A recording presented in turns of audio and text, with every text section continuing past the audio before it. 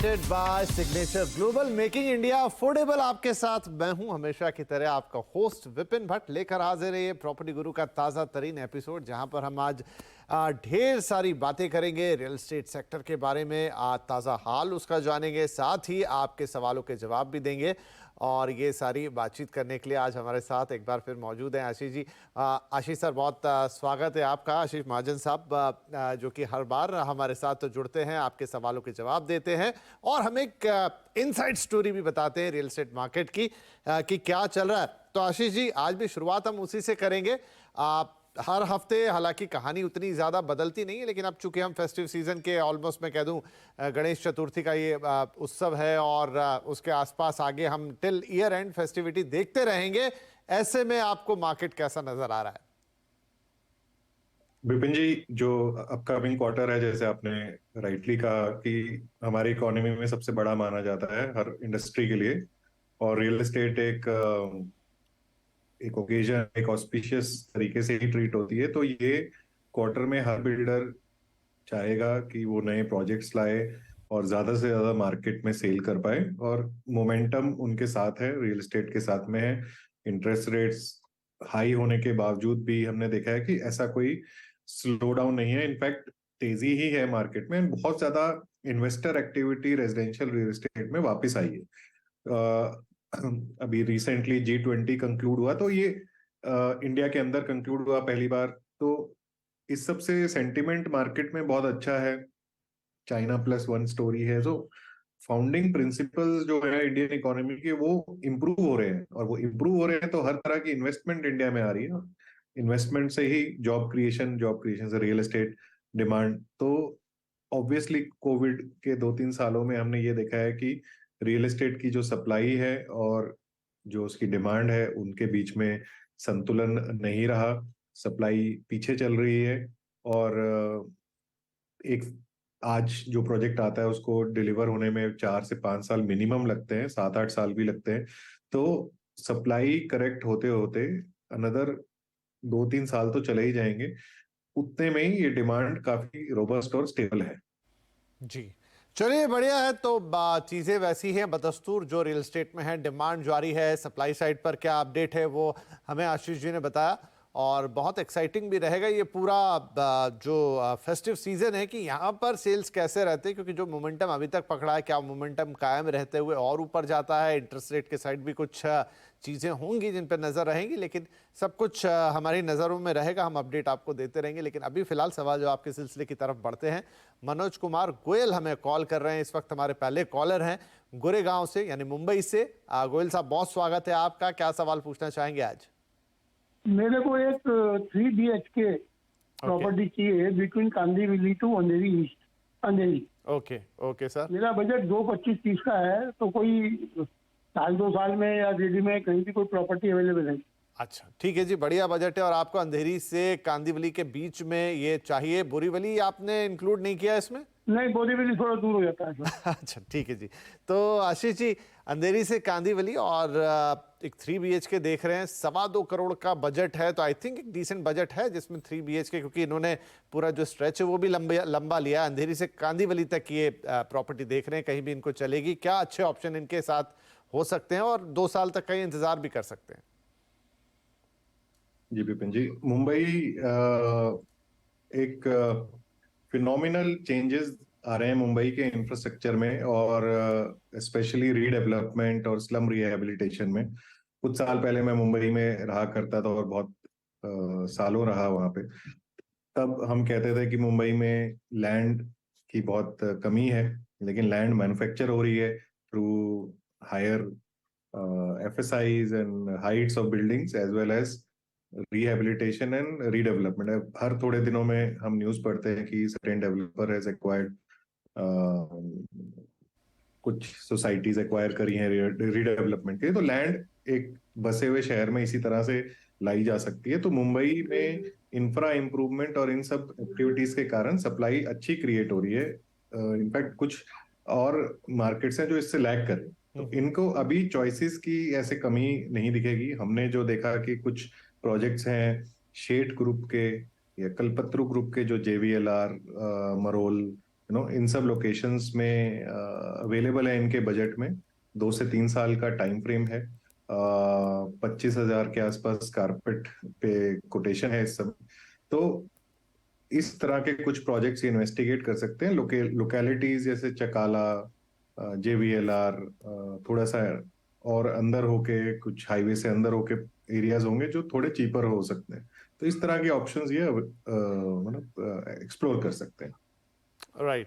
तो western part of any western part जो है मुंबई के, एज इन वेस्टर्न सबर्ब का वेस्ट, एज इन कान। So eastern part, Andheri east is में इनको ऑप्शन मिलेंगे, अंधेरी वेस्ट में नहीं मिलेंगे सेम बजट में। Similarly Goregaon east versus west में, ईस्ट में इनको ऑप्शंस मिलेंगे। जी हाँ।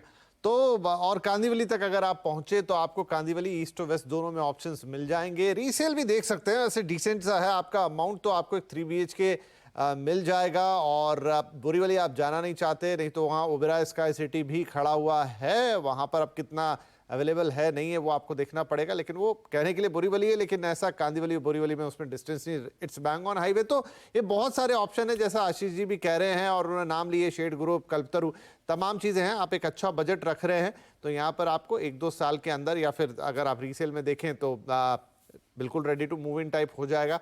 आगे आपका है, क्योंकि अगर अच्छा बजट लेकर निकलेंगे तो आपको प्रॉपर्टी मिल जाएगी। हाँ, अंधेरी वेस्ट में शायद टाइट जाएगा ये 2.25 करोड़ का 3 BHK के पॉइंट ऑफ व्यू से, लेकिन ईस्ट में ऑप्शन आपको मिल सकते हैं। थोड़ा जिगजैग है, लेकिन आपके लिए हम शुभकामनाएं देंगे कि आपको ये प्रॉपर्टी जल्द मिले। और आप अगर कोई जीरो इन करते हैं उस पर आप दोबारा हमसे सवाल पूछ सकते हैं गोयल साहब।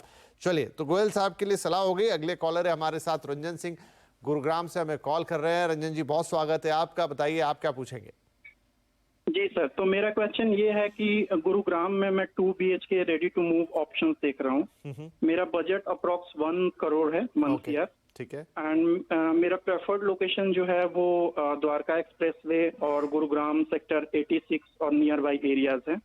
तो प्लीज इसमें सजेस्ट करें सर। 86 हो गया, द्वारका एक्सप्रेस वे हो गया, 1 करोड़ का बजट, 2 BHK। और हाँ, सबको जल्दी तो चाहिए ही होता है, रेडी टू मूव इन, लेकिन सप्लाई बताएंगे आपकी क्या है इस वक्त। आशीष जी क्या सलाह देंगे इनके लिए।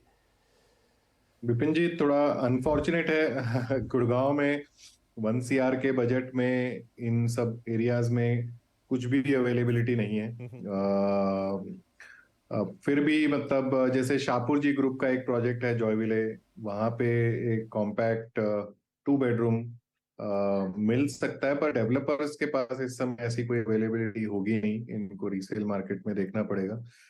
गुड़गांव एग्जैक्टली 1 करोड़ अगेन वो बहुत मुश्किल हो जाता है। गुड़गांव का बैकग्राउंड ऐसा है कि पहले यहाँ पे 2 बेडरूम हाउसेस बनाए ही नहीं जाते थे। अब जाके बिकॉज अफोर्डेबिलिटी हिट हुई है तो ये कॉन्सेप्ट ऑफ स्मॉलर हाउसेस भी आया है।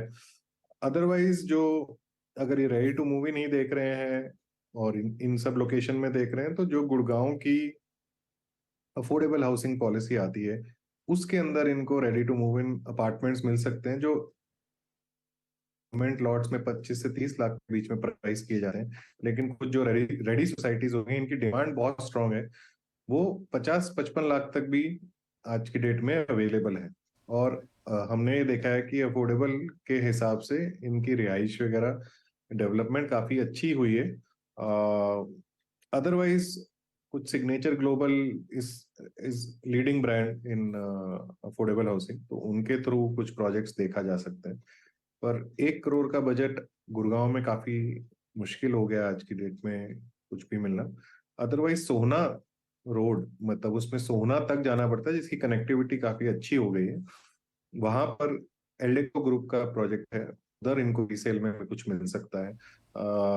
अदरवाइज ऑप्शंस थोड़े लिमिट हो जाते हैं मतलब बजट के कारण। अपने आशीष जी ये बात बहुत सही कही, और ये बड़ी एक तारीफ वाली भी बात आप कह सकते हैं कि हरियाणा सरकार की अफोर्डेबल प्राइसिंग, जो अफोर्डेबल हाउसिंग वाली जो पॉलिसी, और उस पर कुछ डेवलपर्स ने जो काम किया, अब कहने के लिए वो अफोर्डेबल साउंड करते हैं, उनकी कैटेगरी वो है 40-50 लाख में वो आ भी जाते हैं। लेकिन आप सही कह रहे हैं कि आप उनमें से बहुत सारे प्रोजेक्ट देखें तो उनको देख के बिल्कुल ऐसा नहीं लगता है कि वो कोई एकदम टिपिकल एवरेज प्रोजेक्ट है, वो अच्छे प्रोजेक्ट हैं।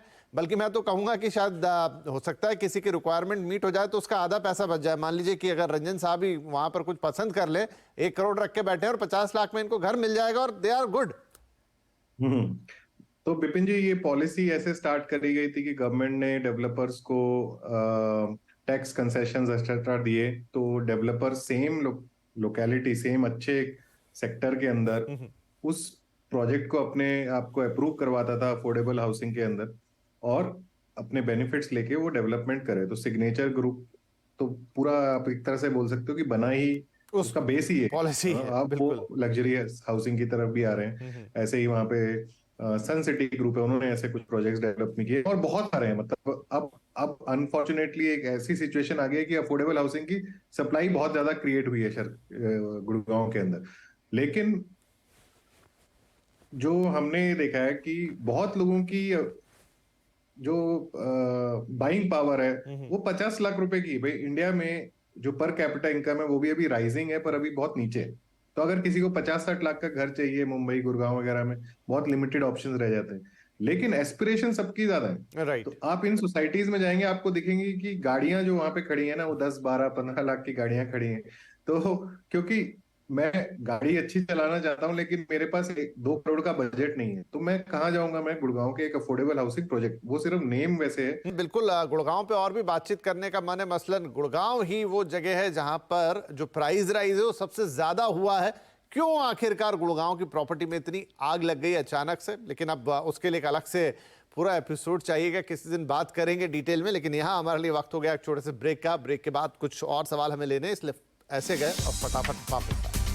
आपके सवालों के जवाब आपके साथ मैं हूं विपिन भट्ट, और मेरे साथ बने हुए हैं आशीष जी, आशीष महाजन जी, जो हमें आपके सवालों के जवाब दे रहे हैं।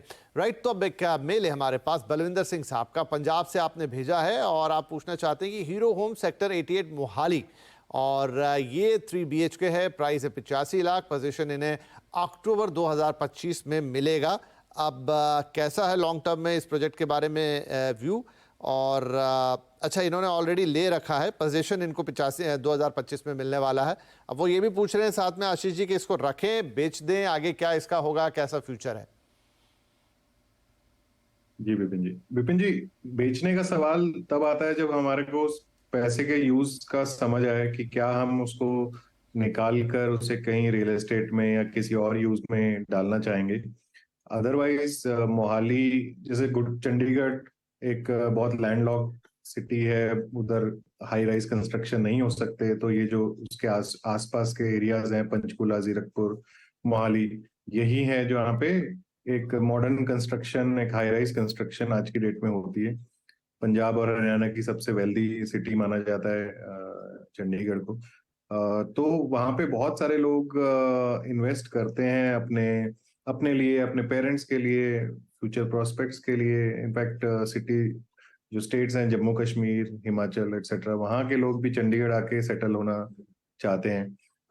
तो बाकी इन्होंने जो प्रोडक्ट की बात करी है, काफी लीडिंग प्रोडक्ट है मोहाली मार्केट का। जो चंडीगढ़ इंटरनेशनल एयरपोर्ट, नया एयरपोर्ट है, वहां से 12-13 किलोमीटर की दूरी पे ही रह जाता है। और मैंने इस प्रोजेक्ट के कुछ फोटोग्राफ्स वगैरह देखे हैं। ये काफी अच्छा डेवलप दिखाई देता है, और हीरो ग्रुप की तरफ से आया है, तो एक ब्रांडेड प्रोडक्ट है उस मार्केट के अंदर।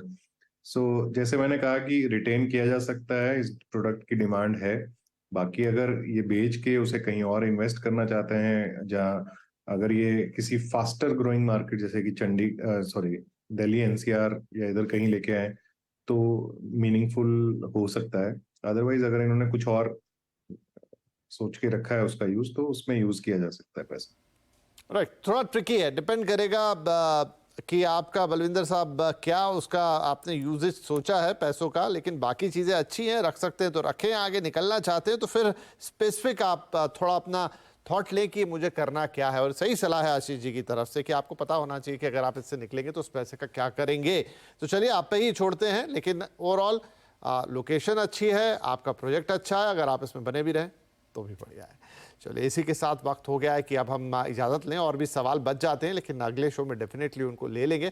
जाने से पहले आशीष जी, आपका बहुत शुक्रिया, आपने वक्त निकाला और हमारे दर्शकों के सवालों के जवाब दिए और रियल एस्टेट पर हमसे ढेर सारी बातचीत की। और दर्शकों का भी शुक्रिया, आप हर हफ्ते हमसे रूबरू होते हैं, हमें देखते हैं, हमें सुनते हैं, हमसे कम्युनिकेट करते हैं। तो आपसे वही निवेदन कि pg@moneycontrol.com पर अपने मेल्स हमें भेजते रहिए। डिटेल में जितना लिख सकते हैं लिख दीजिए, बाकी अपना फ़ोन नंबर डाल दीजिए और हम पर छोड़िए। हम अगर कोई और जानकारी हासिल करना होगी तो आपसे सीधे ले लेंगे, लेकिन कोशिश यही कि आपको आपके सवाल का बेहतरीन से बेहतरीन जवाब दें ताकि आप एक इन्फॉर्म्ड डिसीजन ले सकें, जो कि आपकी लाइफ का one of the biggest decision है। ठीक है, इस हफ्ते इतना ही। अपना ख्याल रखिएगा, अगले हफ्ते फिर मुलाकात होगी। तब तक के लिए नमस्कार।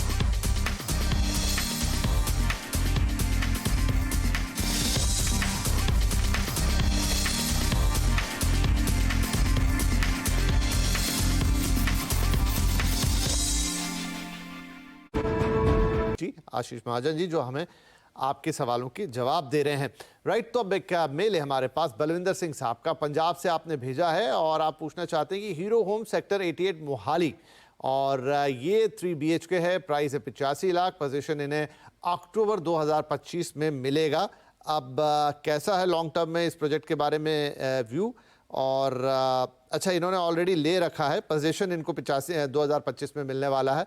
अब वो ये भी पूछ रहे हैं साथ में आशीष जी कि इसको रखें, बेच दें, आगे क्या इसका होगा, कैसा फ्यूचर है? जी विपिन जी, बेचने का सवाल तब आता है जब हमारे को उस पैसे के यूज का समझ आए कि क्या हम उसको निकाल कर उसे कहीं रियल एस्टेट में या किसी और यूज में डालना चाहेंगे। अदरवाइज मोहाली जैसे गुड चंडीगढ़ एक बहुत लैंडलॉक्ड सिटी है, उधर हाई राइज कंस्ट्रक्शन नहीं हो सकते, तो ये जो उसके आसपास के एरियाज हैं, पंचकुला, जीरकपुर, मोहाली, यही है जो यहाँ पे एक मॉडर्न कंस्ट्रक्शन, एक हाई राइज कंस्ट्रक्शन आज की डेट में होती है। पंजाब और हरियाणा की सबसे वेल्दी सिटी माना जाता है चंडीगढ़ को। तो वहाँ पे बहुत सारे लोग इन्वेस्ट करते हैं अपने लिए, अपने पेरेंट्स के लिए, फ्यूचर प्रोस्पेक्ट्स के लिए। इनफैक्ट सिटी जो स्टेट्स हैं, जम्मू कश्मीर, हिमाचल एक्सेट्रा, वहाँ के लोग भी चंडीगढ़ आके सेटल होना चाहते हैं। तो बाकी इन्होंने जो प्रोडक्ट की बात करी है, काफी लीडिंग प्रोडक्ट है मोहाली मार्केट का। जो चंडीगढ़ इंटरनेशनल एयरपोर्ट, नया एयरपोर्ट है, वहां से 12-13 किलोमीटर की दूरी पे ही रह जाता है। और मैंने इस प्रोजेक्ट के कुछ फोटोग्राफ्स वगैरह देखे हैं, ये काफी अच्छा डेवलप दिखाई देता है और हीरो ग्रुप की तरफ से आया है, तो एक ब्रांडेड प्रोडक्ट है उस मार्केट के अंदर। सो जैसे मैंने कहा कि रिटेन किया जा सकता है, इस प्रोडक्ट की डिमांड है। बाकी अगर ये बेच के उसे कहीं और इन्वेस्ट करना चाहते हैं, जहाँ अगर ये किसी फास्टर ग्रोइंग मार्केट जैसे कि दिल्ली एनसीआर या इधर कहीं लेके आए तो मीनिंगफुल हो सकता है। अदरवाइज अगर इन्होंने कुछ और सोच के रखा है उसका यूज, तो उसमें यूज किया जा सकता है पैसा। राइट, थोड़ा ट्रिकी है, डिपेंड करेगा कि आपका बलविंदर साहब क्या उसका आपने यूजेज सोचा है पैसों का, लेकिन बाकी चीज़ें अच्छी हैं, रख सकते हैं तो रखें, आगे निकलना चाहते हैं तो फिर स्पेसिफिक आप थोड़ा अपना थॉट लें कि मुझे करना क्या है। और सही सलाह है आशीष जी की तरफ से कि आपको पता होना चाहिए कि अगर आप इससे निकलेंगे तो उस पैसे का क्या करेंगे। तो चलिए आप पे ही छोड़ते हैं, लेकिन ओवरऑल लोकेशन अच्छी है, आपका प्रोजेक्ट अच्छा है, अगर आप इसमें बने भी रहें तो भी बढ़िया है। चलिए इसी के साथ वक्त हो गया है कि अब हम इजाज़त लें, और भी सवाल बच जाते हैं लेकिन अगले शो में डेफिनेटली उनको ले लेंगे। जाने से पहले आशीष जी आपका बहुत शुक्रिया, आपने वक्त निकाला और हमारे दर्शकों के सवालों के जवाब दिए और रियल एस्टेट पर हमसे ढेर सारी बातचीत की। और दर्शकों का भी शुक्रिया, आप हर हफ्ते हमसे रूबरू होते हैं, हमें देखते हैं, हमें सुनते हैं, हमसे कम्युनिकेट करते हैं। तो आपसे वही निवेदन कि pg@moneycontrol.com पर अपने मेल्स हमें भेजते रहिए, डिटेल में जितना लिख सकते हैं लिख दीजिए, बाकी अपना फ़ोन नंबर डाल दीजिए और हम पर छोड़िए। हम अगर कोई और जानकारी हासिल करना होगी तो आपसे सीधे ले लेंगे, लेकिन कोशिश यही कि आपको आपके सवाल का बेहतरीन से बेहतरीन जवाब दें ताकि आप एक इन्फॉर्म्ड डिसीजन ले सकें, जो कि आपकी लाइफ का one of the biggest decision है। ठीक है, इस हफ्ते इतना ही। अपना ख्याल रखिएगा, अगले हफ्ते फिर मुलाकात होगी।